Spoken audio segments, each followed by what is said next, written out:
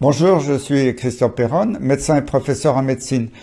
Et durant ma carrière, j'ai présidé pendant 15 ans des conseils officiels en charge de politique de santé publique, de vaccination, de gestion des crises sanitaires et d'épidémies. Je suis également vice-président du groupe d'experts sur la vaccination pour la région Europe à l'Organisation mondiale de la santé. Mais il faut savoir que l'OMS n'est plus ce qu'elle était. Désormais, les intérêts privés la contrôlent. Un traité de pandémie va être soumis au vote le 24 mai prochain lors de l'Assemblée mondiale de la santé de l'OMS. Et si ce traité était adopté, des pouvoirs exorbitants seraient attribués au directeur général de l'OMS. Sur ce sujet majeur, aucun mot dans le débat public ni dans les grands médias. Un silence assourdissant pour un traité si important qui sera un chèque en blanc fait à l'OMS par les États-nations mis sous tutelle. C'est un appel que je lance aujourd'hui. Mes chers amis, depuis maintenant plusieurs années, je vous rencontre, partageant avec vous un combat pour la vérité et la liberté. Et je sais que nous sommes très nombreux à travers tout le pays à chercher par tous les moyens à résister.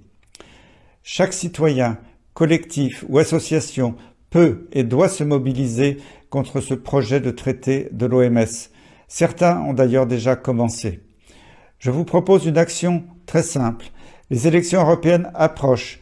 Il est essentiel de demander aux candidats et aux partis de se positionner publiquement sur ce sujet, mais aussi à vos élus et notamment vos députés.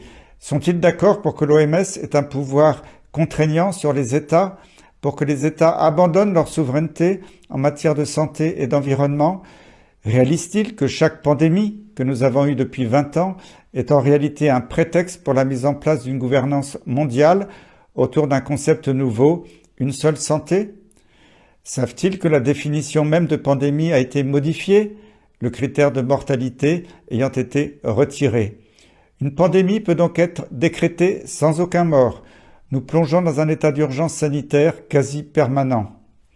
Avec ce traité, les États s'engageront à appliquer sans discussion toutes les décisions de l'OMS et du jour au lendemain, le directeur général de l'OMS pourra déclarer une pandémie pour une maladie qui ne tue pas et contraindre les États à subir toute une série de mesures liberticides que nous avons malheureusement connues dans un passé pas si lointain, sans pouvoir nous y opposer, comme par exemple la fermeture des frontières, le confinement, l'administration obligatoire de produits médicamenteux non éprouvés.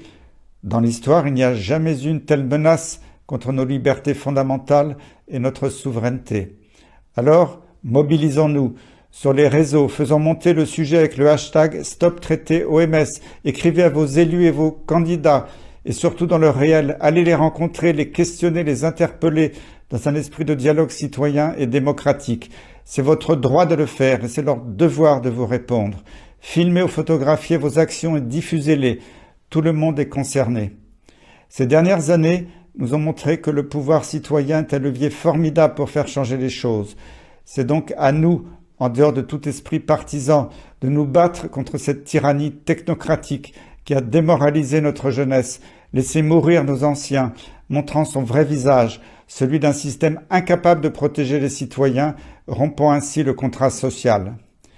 L'actualité récente témoigne d'une volonté profonde de la part du pouvoir en place de non seulement limiter la liberté d'expression, mais aussi de la punir pénalement avec la prolifération de projets de loi liberticides, l'un condamnant les médecins qui ne suivent pas les recommandations gouvernementales, l'autre incitant à la délation de propos tenus dans le cadre privé et jugés interdits par les autorités, et enfin la condamnation de toute personne critiquant un membre du gouvernement ou ses actions.